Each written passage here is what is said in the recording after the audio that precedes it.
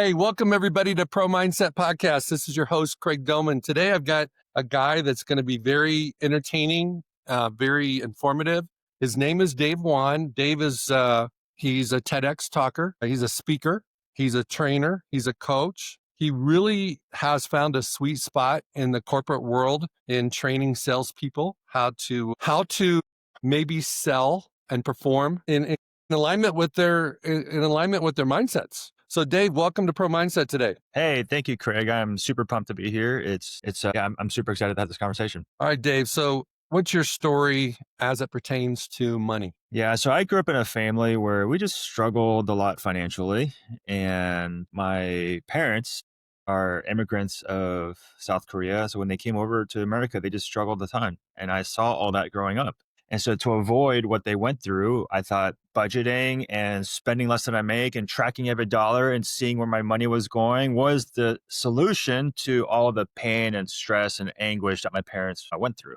I thought that was the answer. So I did all that. So I was seemingly on a roll, but inside of me, I still felt like something was off, and I didn't really know what that was. I couldn't name it.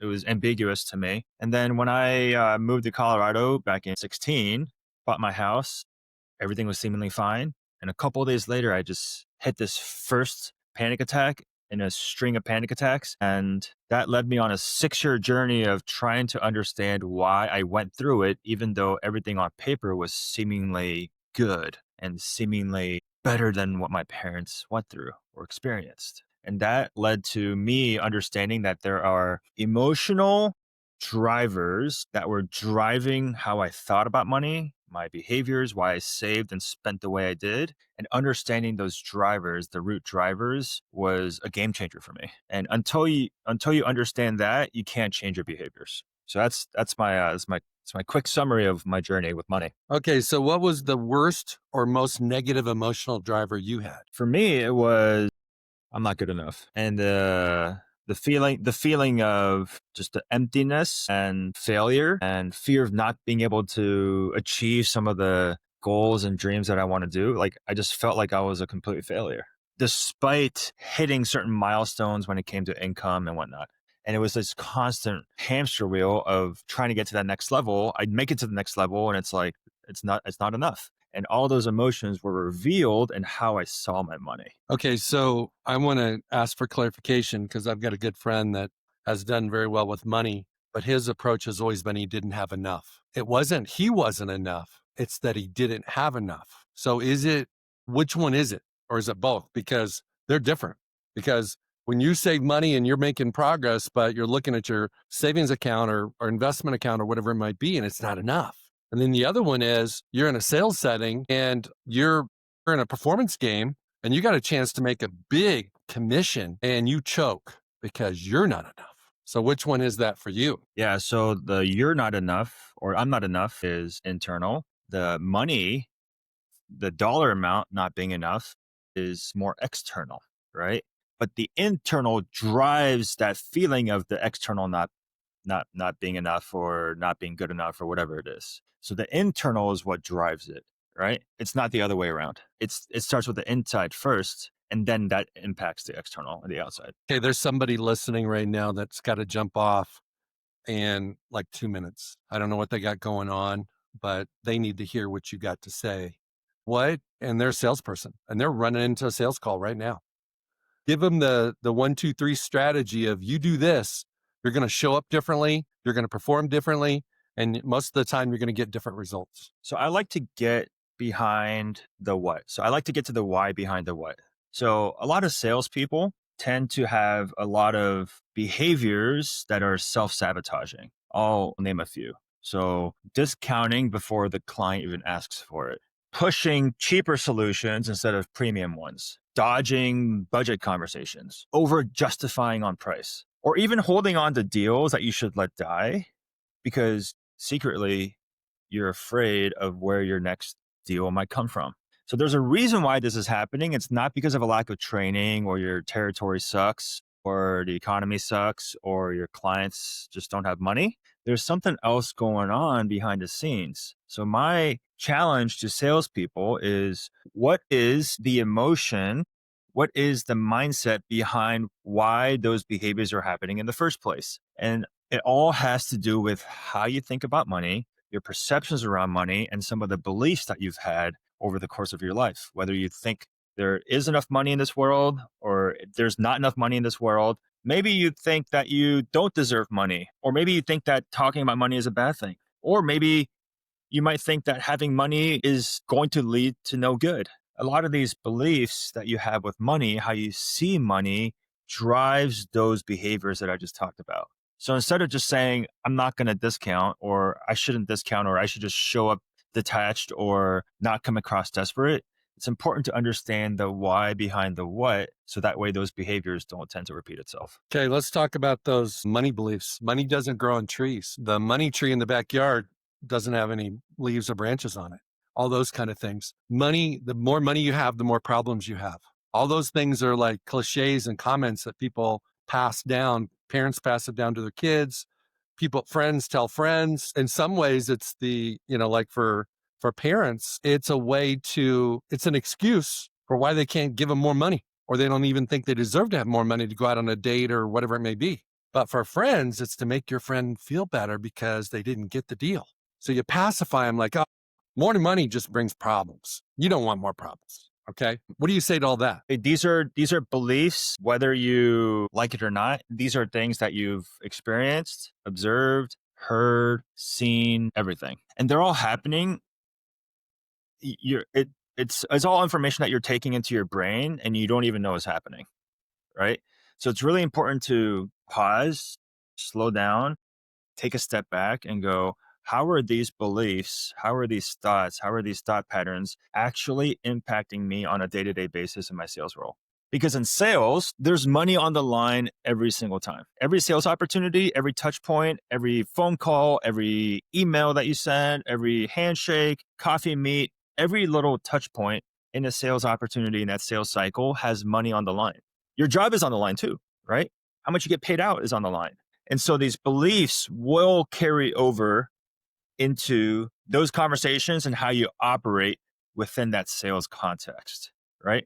And so most people just think, by the way, if you know, I'm not a neuroscientist or anything like that, but I know at the very basic level how the brain works. And then our brain at the most simple level is broken up into two pieces, right? You have the emotional brain and you have the logical brain.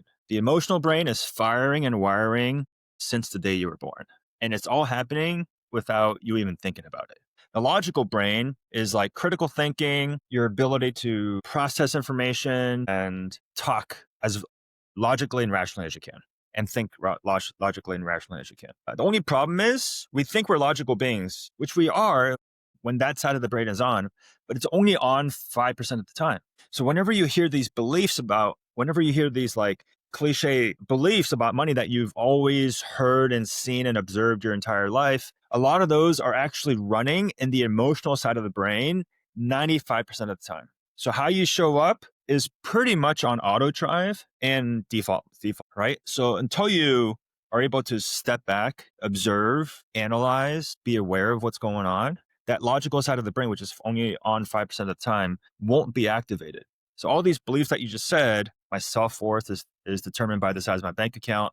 Money doesn't grow on trees. Having more money will do you harm. There's never enough money, right? Imagine thinking that you're making a lot of money, but you're there's never enough money in this world. You're afraid you're going to run out, and so you come across desperate because you need to close that deal by the end of the quarter. These beliefs are running on auto drive, on autopilot, default setting, default mode. So you have to be able to step back and analyze why that's happening and dig into your story to understand those drivers. That way you can work through them and then be able to change those limiting behaviors into more empowering ones. Okay, let's just go into one of those. Let's say, for example, you are a discounter.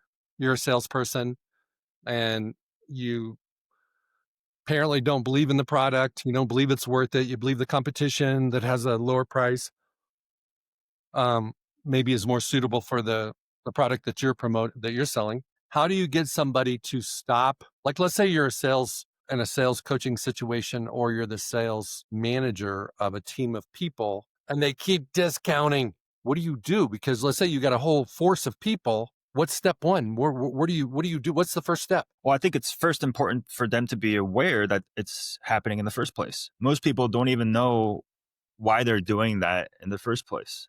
Let me share with you an example, a story. Uh, there's a company I used to work for. I was the salesperson of the year back in 2022.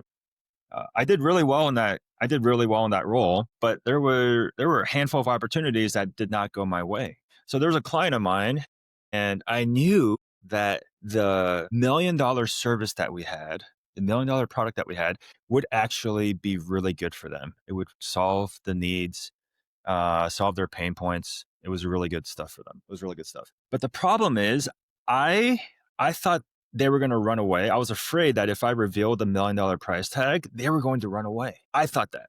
And so what I did is technically discounted, but instead of offering them the $1 million service, I ended up giving them the $100,000 product. And turns out, they accepted it. They ran with it. Turns out it didn't really solve their needs, and they didn't renew, and they ended up going to our competitors because the trust wasn't built, right? And so what I did was I let my own definition of how expensive this is be the client's definition of expensive. I let my own sensitivity around that price be the client's sensitivity around that price. So I unintentionally let the conversation be about me and not them. It has to 100% be about them, not me. And so you have to be able to first be aware why that's happening in the first place. And most sellers do not know why they're doing it. So the first thing to do is to understand that. The second part, to change any type of behavior long term, is to look backwards and then look forwards. A lot of coaches out there tend to look at the now, the today, and then look forward. The best way to change behavior is to look backwards a little bit, not to dwell on your past, but to gain perspective and understanding. And then diving into your story and understanding why these were happening in the first place. And it's also important to rewrite your story, right? And so you have to be able to do that. If not, people are just operating from the emotional side of their brain, and they're just, nothing's ever enough. We need to close by the end of the quarter. They're coming across desperate. They're coming across anxious. And it's just not a really good game plan to build that long-term trust and deep value relationships with clients. So those are the first two things I would do, is to help them be aware that it's happening in the first place, why it could be happening, and then have them dive into their story and collect a lot of the belief systems that they've had and make that bridge and make that connection over to what their sales behaviors are. Okay, while you were talking, I was thinking, and awareness is always number one. I agree with that. I think number two is identifying your failures and your mistakes. Like, oh, almost got it. And then they went to a competitor and paid 10x what you thought was too much already. They signed up for 10x. And you did the me focus instead of the client centric folks. It's really like sitting with your failures and your disappointments and your near misses and your mistakes and all those things. And instead of running from them, hiding from them, is embracing them, and then dig into why. And that takes the research that you talked about. You got to go backwards. You got to look at your history. Got to take an inventory.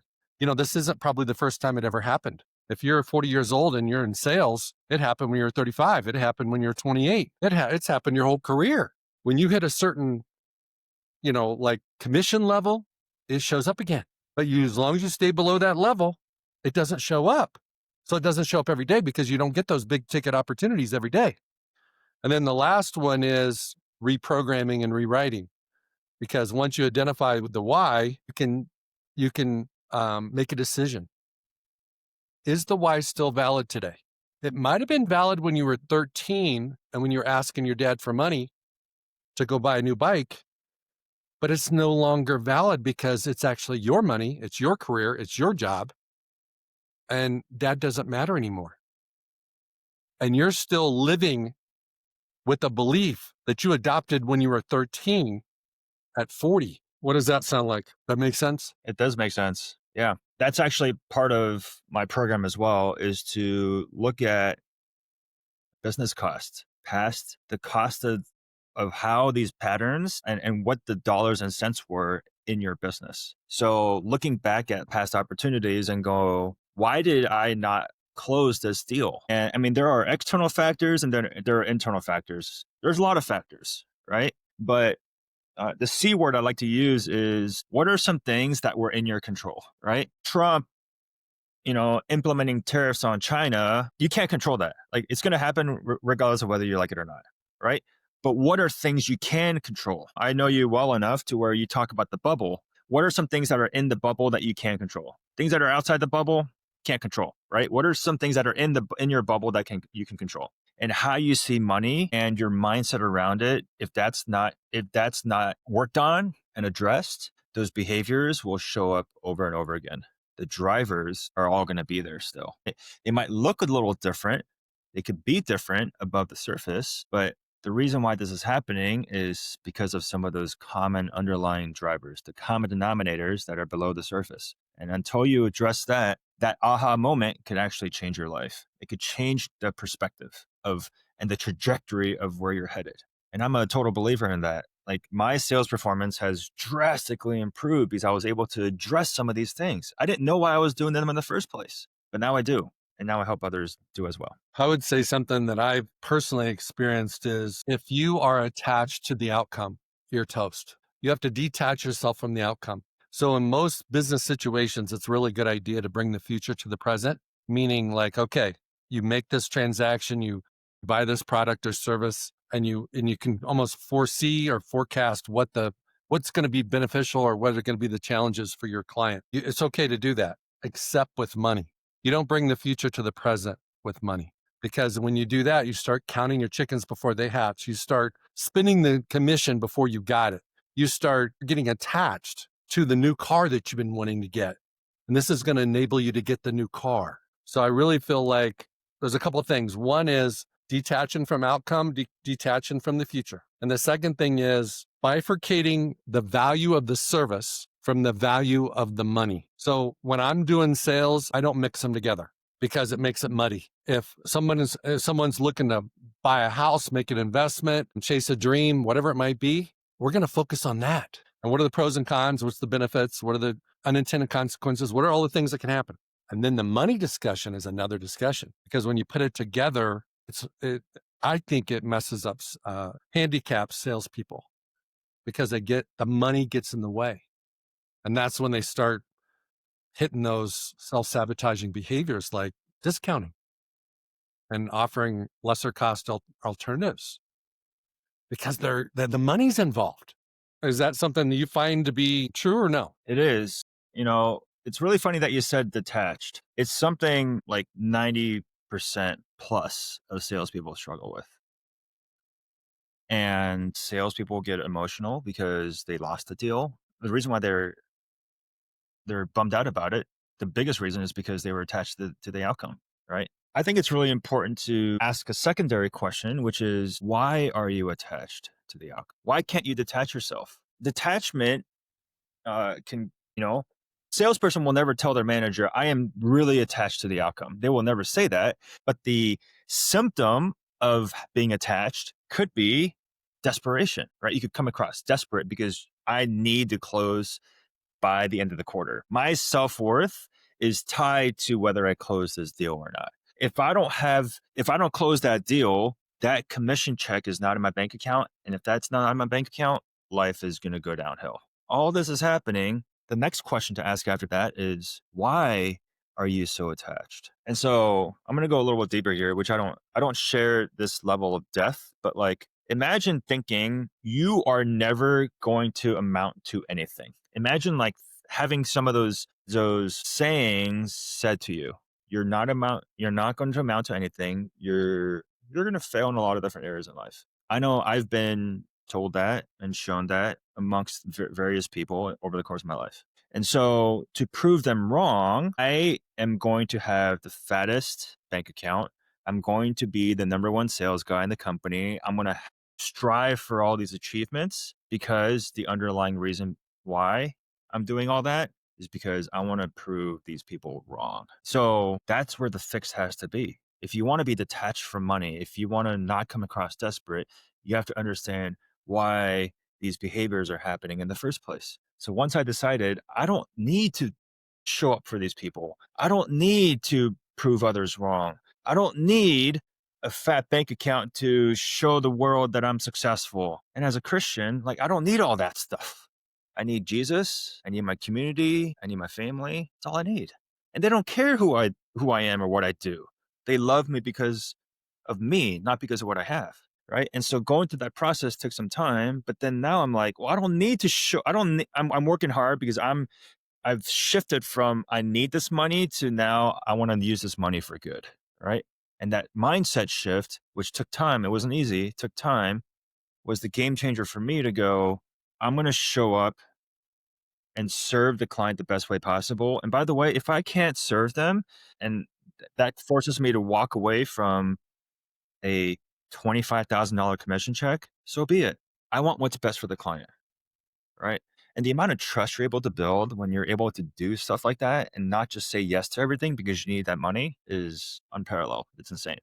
Right. So that's what I think about detachment is there's a reason why people are so attached to the outcome, and telling people to not be attached is is not the answer, in my opinion. I think there's two issues. One is you hit on the idea of we all have a relationship with money. And so it's almost like it's a friend or it's an enemy. It's somebody, It's a core it's somebody you want survival. to, It's a core survival thing. You can't live without money, right?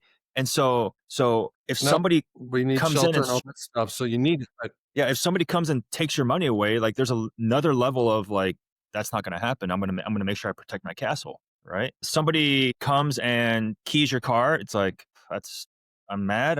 That sucks, but it's not your life, right? And for us, money is like so tied to us. It's so close to us. It's part of our identity as a culture, as a human being. I mean, Jesus talks about money more than anything. He's mentioned money 2,000 times in the Bible, right? He knows how close it is to us, right? And so we're so attached to it. So telling a salesperson to just stop being attached to it is an impossible task. Instead of being detached from it, it's better to understand why you're attached from it and then being able to respond accordingly. We're not going to be detached from it, but it's important to understand how to respond to it in a very healthy way and saying, no, I want what's best for the client. There's plenty of money out there. Saying no to this guy doesn't mean it's the end of the world. There's plenty of money out there. But if you don't think there's plenty of money out there, you're going to hoard onto opportunities that you should just let die. And you're going to hoard onto opportunities that are bad fits in the first place. So it's really important to understand that the full detachment's, in my opinion, impossible. But understanding that attachment and being able to respond in a healthy way is the best way to go. I believe that detachment is a spectrum. And the more reps you get, the more leads you have, the more opportunities you have, the more at bats you have, the less you can be attached. But if you're a pit, like let's just use baseball, we're in the playoffs right now. If you just get to come in and pinch hit at the end of the game, you get one AB. You're going to be attached to the outcome because your whole game is going to be defined by one at bat. But if you're the leadoff hitter and you ain't coming out unless you get hurt, you know you're probably going to get 4 or 5, maybe even 6 at bats. So you ain't stressing on the first one because you know you got other ones. And I think in sales it's the same way. If your pipeline is weak, if it's light, you're going to be attached. And the solution it may not be a mindset solution, but it ends up affecting your mindset, which is the stronger your pipeline, the less you're married or attached to every single rep. I think there's an aspect of that that's true, but that's still focused on the numbers aspect of things, like how much money you have, or how many opportunities you have in the pipeline. What's the expected value of your pipeline? Like I'd still focus on the numbers aspect of things. But if you believe that this is just a belief, a money belief, right? If you believe that if you fear that you're going to run out of money, if you believe that no amount of money is ever going to be good enough, you're going to want to get to the next level constantly. And so there's still going to be a level of attachment regardless of high of a how high of a high performer you are and how good of a salesperson you are compared to the rest of your team. So it's more internal. It's an internal compass versus an external like situation. Most people think that salespeople that have a lot of money in the bank are going to be detached. It's the same very situation with the pipeline situation, right? If I have $5 million sitting in the bank, I should be detached from the outcome. but there's other drivers that could be contributing to why that person is attached, not just the numbers aspect. It could be self-worth, it could be trying to prove others wrong. I need to be number one on the team, right? If I'm number two, I'm a failure, right? What are some of the other factors and drivers that are causing people to be attached? It's not, I don't think it's just numbers. There's a or number of opportunities. There's an aspect to it that's true, but there's other things at play. And and I can't speak for everybody, right? And so it's important for people to dig in and go, this is why I'm so attached to the outcome, being able to understand it so that way you could have a healthier approach to it. This may be one of those conversations where, it's like what came first, the chicken or the egg, that you can't really tell. Nobody knows. You could argue both sides. And the reason why I say that is because I 1000% agree with you that internal trumps external, because your subconscious programming is all internal. And that's where that 95% comes in. But guess where the data comes from to impact the subconscious belief? It's external. So it's like when you start a job and you have scarce, I've got a son right now in this situation. He's got scarcity. He's not getting a lot of reps. He hasn't had a sale in the last 3 weeks. The external is impacting his internal. So it is internal, but it's influenced by the external, if I that would say makes any sense. I would say the external can influence the internal, but there's still internal drivers, irrespective of the external, that are still going to be there. Just very high level example. Hey, I'm not going to name any names, but like I know people that have plenty of money, yet they're still scared to spend money freely despite having a ton of money. And that behavior was still present when they didn't have the money, right? So when they didn't have a lot of money, it made sense to be super stingy and be afraid to spend. But now, fast forward 15, 20, 25 years, they have way more money than they have ever thought they would need. Yet those fear of spending money freely is still there. So the external I've seen data in, what their situation is like, hey, look at my bank account. I have plenty of money. Spending $300 on a steak dinner is not going to break the bank. Yet they're still super hesitant, right? So what are some of the emotional drivers that are causing the external to either be amplified? I think the external stuff can only amplify or make worse what is already inside. Well, you just described Tom Brady in sports. It didn't matter how many Super Bowls he won, enough. He was always focused on the next one. And money and performance go together. The relationship that people have with performance and the relationship that they have with money are parallel. And in sports, you have two perspectives on performance: either do your best or win. And, as a coach, I would ask a kid, would you rather do your best and lose or not do your best and win? And they all look at you like, I don't know. Well, most of them say, I'd rather win. Well, the way to have sustainable success is to do your best and work on your capabilities so that your best becomes better. And when you run into somebody that's just way better than you, it's okay. It wasn't meant to be. Get ready for the next opportunity.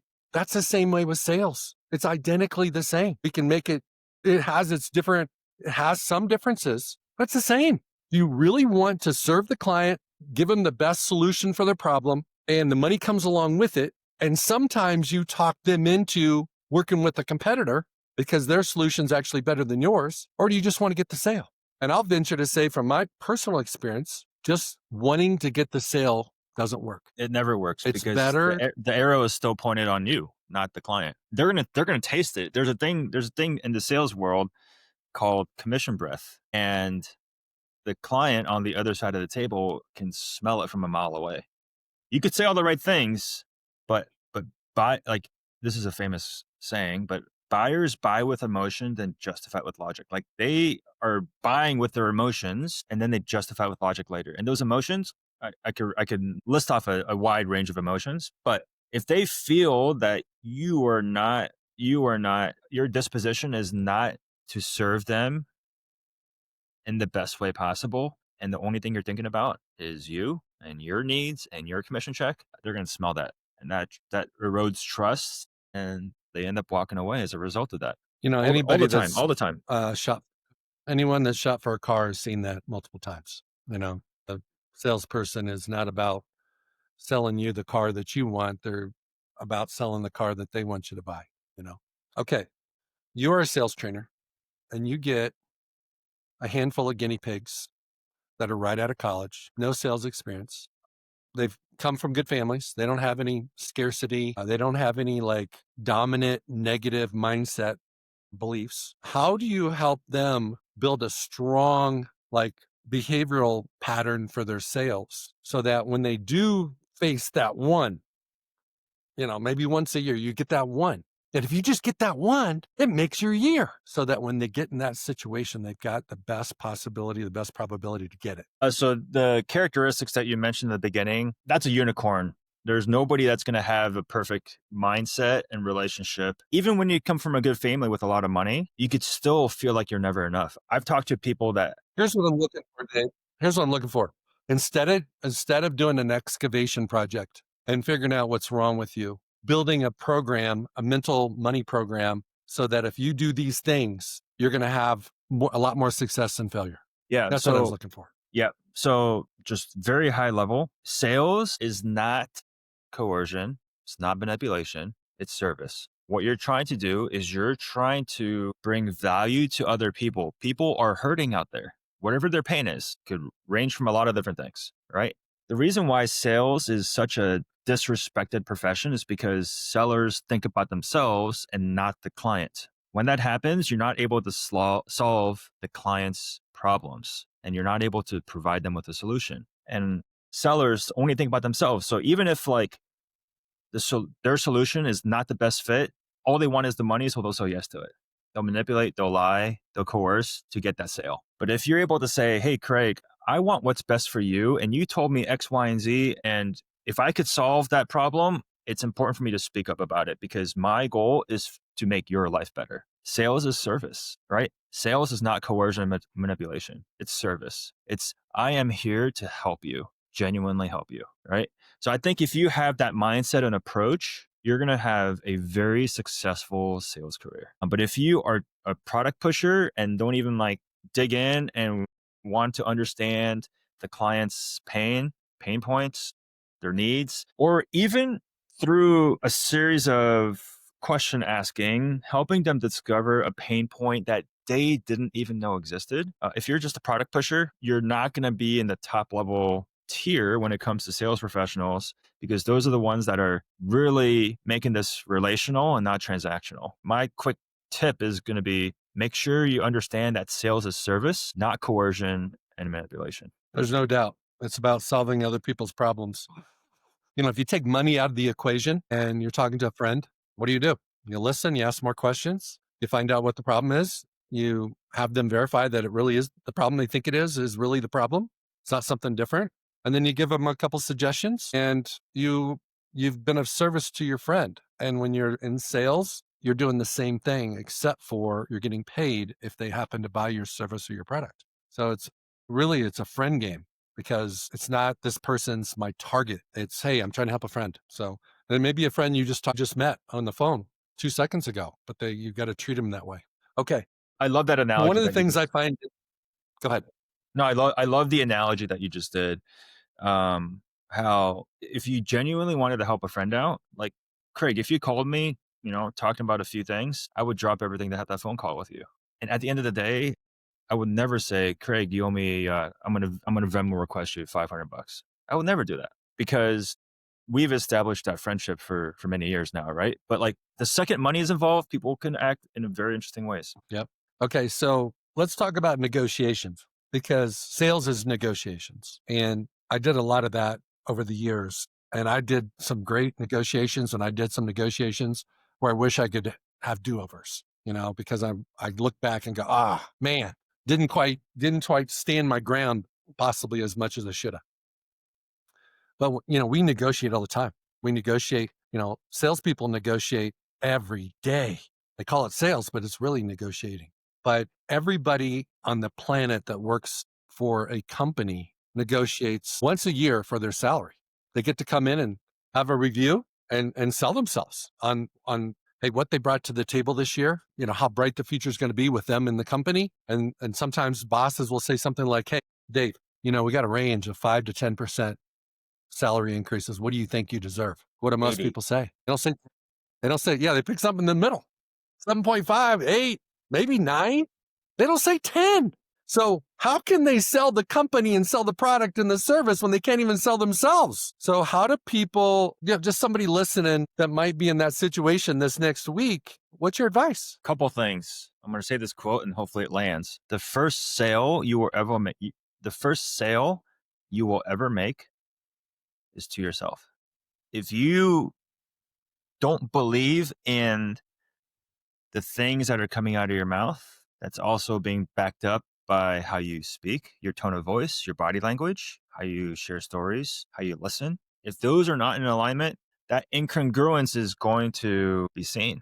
And if you can't speak up for the value that you are bringing to the table with how much you want to get paid, I'm not saying that it's one to one, but are there remnants of some of those behaviors that are spilled over into some of the sales conversations that you have with your clients, right? You talk on negotiating. I was a negotiator in the Air Force, negotiated a lot of money, and I mean these are government contracts. So these are lots of high dollars. So don't be overly impressed, but it's like over $3 billion. Nothing impressive because it was just massive contracts. But for me, I've learned a lot over the years. And negotiating happens. It's something that you can't avoid. But in an ideal situation, if you're able to talk about everything, bring all the stakeholders and all the decision makers and everybody that's involved throughout the process, the actual time for negotiating should be very minimal, if none. The reason why negotiating happens is because one party sees it one way and the other party sees it another. And it's also very important to understand that sellers have their own perceptions and beliefs and how they think about money. But the people on the other side also have their beliefs, their perceptions, how they think about money. And so if you have two of those people on each end of the table talking to each other, imagine like one having an abundance mindset, but the other has tremendous scarcity. I mean, you're not going to have alignment there, right? So if you are able to talk through everything and be open about things throughout the process, it reduces that time for negotiating because you've already done it in like micro negotiating sessions throughout along the way. But the reason why negotiating is hard is because it's not just you're assuming that the people on the other side, the company that tells you what your compensation is going to be, is perfect and sound and holy and everything that they're presenting to you. But the thing is, you might have scarcity and the company also might have scarcity. The executives might have scarcity and they're projecting their stuff onto you while you project your stuff onto them. That's why negotiating is so hard. It's not a one-way street, it's a two-way street. People are just throwing barbs at each other. No, you're getting paid way too much. No, not getting paid enough. And so it's important to understand that executives and people on the other side also have their own relationship with money, thinking, I can't spend enough. I don't have enough to pay this guy. Whatever their why behind the what is also causing that negotiating to not be as smooth as it should be. Well, here's what I would say about negotiating. You're absolutely right. Two-way street, all those things. There's a lot of micro conversations that are effectively negotiations. I always felt like, and it took me a while to learn this, but the toughest negotiation was never with the team. And the best example I have is I had a defensive lineman with the Bengals that got a $43 million deal. And we were at like 42.8 and we were just trying to finish it off. And I said, man, if we can get to 43, are you good? He goes, oh my God, if you get to 43, that'd be a blessing. So get on the phone with the team and, we're having the conversation like we're almost done, just so close to getting to the finish line. If you can hit that 43 number, we could call it a day. And the team begrudgingly went to 43. So I call my client up and I go, bro, got it. Got what? The 43. First thing out of his mouth were 5 words. I about dropped the phone. He said, can you get me more? I'm like, bro, get you more. Are you kidding me? I knew that was coming, Craig. It's never enough. So my question to that is what's the difference between 42.8 and 43 for you? Not you, but nothing. The player. Over. Like, why does he want that? Why does he want that? And so that's the what. You got to dig behind that and get to the why. No, I just think it wouldn't matter what the number is. It was never going to be enough. We could have been talking about 38 million, right? But I still believe, like, even in real estate and other things that I deal with, you have to negotiate with the person that's on your team. And so if you're in sales, sometimes if it's a group sales project of some nature, You've got to make sure that you're on the same page with the people you're, you know, in bed with, so to speak, so that when you get everybody knows when you get to the finish line where the finish line is, and the finish line doesn't keep moving. The hardest negotiations are when the finish line keeps moving. You never come to an end. You never get there. It's important to understand who defines what the finish line is and their relationship with money. Everybody has a relationship with money, from the person at the bottom to the person at the way top. Every single person has a relationship with money. It's a two-way street. Why wasn't the Bengals willing to pay this money? You said begrudgingly. Why weren't they willing to pay? And on the flip side is, why did the player want so much? I'm not saying he shouldn't have a lot. He should make as much money as possible. But then for me, it's just fascinating the why behind why people do what they do, right? I'm just so fascinated by that. It's like my life mission now, to understand the why behind why people do what they do, which is, for this Bengals player, he wanted an extra $200,000. Dude, go for it, man. Like, I want him to get the $200,000. I want him to be the number one paid player on the team. But I was not surprised when you said, hey, can you get me more? And even after that guy's career is done, you're going to see some of those similar drivers impact how he makes decisions even after his career is done. And if that guy becomes a seller, yeah, I want him to make a ton of money, but is it going to impact how he shows up to clients? Absolutely. Absolutely. Right. Right. Maybe even like, One other yeah. So go ahead. I was just going to say one other perspective on negotiations, and I think it's valid in sales too, is the best answer to any question is a question that enables the prospect to reframe what they're asking. Because a lot of times in negotiations and in sales, they ask a very broad question, and you could talk forever about something they don't care about. So you've got to ask them, to reframe it. And then within that, sometimes you got to ask them to reframe it again. Then you get it down to what they really want to talk about. And I think the most successful salespeople are the ones that have conversations about topics that are the most meaningful for the prospect. They just don't have long conversations. They have meaningful conversations because they're hitting the pain points. They're hitting the priorities of that particular prospect, and they're talking about the things that they really want to talk about. Have you, like Wolf of Wall Street, have you heard of like the ABCs of closing? Like always be closing. Have you heard of that? Yeah. Yeah. So Expand. yeah. So whenever you're in a sales conversation, they're like, oh, just always be closing, right? ABC, always be closing. The problem with that is you're always thinking about yourself. You're always thinking about the sale. You're always thinking about the commission check that's going to come afterwards. You're always thinking about you, not the client. So change it. So instead of always be closing, now I've come up just two words: always be curious, always be caring. If you care about your clients and their success and their needs and how they are in certain position right now, and in order to get from point A to point B, they need X, Y, and Z, and you can provide them X, Y, and Z, man, that's what selling is. Like, it's providing a solution. If you're curious, it's like, tell me more about that, right? Usually when people talk, they don't tell the full truth. Another thing I've noticed is, how can I help you? Not you, but like, how can I help you? How can I serve you? Most people have no clue how to answer that because they don't even know their own needs, right? So it's the job of a salesperson to ask questions to just help the client discover that. And in order to do that, you need to be curious. That needs to be your default setting. You need to be curious. But if some of these negative money beliefs are standing in the way, it's only going to cause the arrow to be pointed at you and not the client. And that's why so many salespeople fail constantly.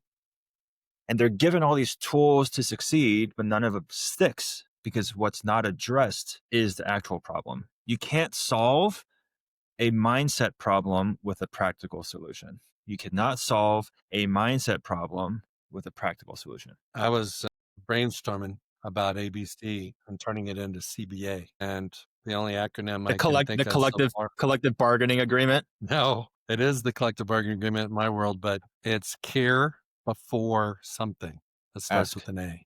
Care before you ask. Yeah. Care before something. You need to be, caring and curious before something that starts with an A, where you're trying to get the business. Yeah, I like that. Being vulnerable for a minute. My pops was a gambler, gambled away a lot of stuff, a lot of family, land, and a lot of stuff. And so I always had this interesting relationship with gambling. where I didn't like to do it. And so a couple times I would go to the casinos with my clients back in the day and I'd win. And then I'd be walking out of the casino and I'd put all the money on the roulette table on black or red. Inevitably, I would lose and I'd walk out with nothing. And so I felt better because I didn't feel icky about it because I just had this weird relationship with gambling. And today it's a rage, especially for young boys. And so obviously my sons are that age and so they love to gamble on different things. What is your perception of gambling and the epidemic that we kind of have, whether it's gambling on sports, gambling at casinos that a lot of young men have? I can't unsee this across all areas of life. My focus is sales, but it still applies to every areas of life. It's still important to get to the why behind the what. The what is the gambling, the what is the behavior in sales. Whatever it is, what's the why behind the what? What's the door you got to open to that closet to see what's actually in it? What's actually driving it? What's that monster, not monster, what's that thing in the closet that's driving what your behavior is? Yep. And, I'll get a little more woo woo here, but like, what's the hole in the heart that you are trying to fill with gambling? I'm going to say another thing. So there's a hole in your heart. You're trying to fill that hole with gambling. Another thing I want to say, money is a weird thing, but what you thought the money would do for you isn't actually going to do its thing. So people buy lotto tickets and I'll spend like $1 or two just for fun, right? Every now and then. I actually would never want to win the lotto, by the way, but I do it for fun, like a buck or two every now and then. But a lot of people, when they buy those lotto tickets, they have a lot of dreams. With this money, I want to do this, this, and this, right? So people chase after money or things thinking it's going to actually do X for them. And then once they actually get it, they realize that it didn't fulfill its promise. So for gambling, hypothetically, most people don't win a lot of money. Some people do, but most people don't. Hypothetically speaking, my question would be, imagine you walked away with 15,000 bucks after one night of gambling. What would that money actually do for you? And these are the questions I would ask. What do you think the money is going to do for you? What's going to make my life so much better? And just all these things. And then maybe even like bring in another scenario from the past where it's like, have you ever won something big or like chased after something thinking it's going to do one thing for you, but it actually didn't? And like kind of like get the parallels from there. So those are the two things I wanted to say is like, get to the why behind the what. And when it comes to money, it's not the money people are chasing. There's something else that they're trying to fill their heart with, fill that hole in their heart with. So, like I said, I would say, I would say addictions and money are synonyms in that regard. The hole that we have in our heart is some people fill it with gambling, some people fill it with addictions, and one of them are the answer. yeah, yeah, it's a problem. It's a problem with a lot of people. I know people that are severely addicted with that. But it's not the money they're chasing because the result of gambling is to get that money, right? Typically, right? So my next question, my follow up would be, what are you going to do with that money? Gamble it again. What problem are you going to solve with that money? That's my No follow up question. problems. Yeah, What they won't problem? solve any problems. Well, it's not. I know it's not going to solve any problems, but what's the perceived problem that you think money is going to solve? And that's the fork in the road. That's the area that I would go down. Well, what I see with gamblers is even when they win, they gamble it. So they really don't have anything that they're solving. They may have an intention to solve, but they don't use it to solve because what 15 can do, 30 can do more. So it's like they're always trying to get more and they never spend the money on whatever they said they wanted to spend the money on. They just lose more money. So I just looked at our time. Okay, Dave, what did I not ask you that you were hoping I'd ask you that you would like to share? No, this is great. You asked everything. Free flowing, organic conversation. That's all I could ask for. Okay. If somebody else out there wants to have you come in and speak to their organization, train their salespeople, where can they find you? Yep. So my website is davewon, WON .co. Right. So davewon.co.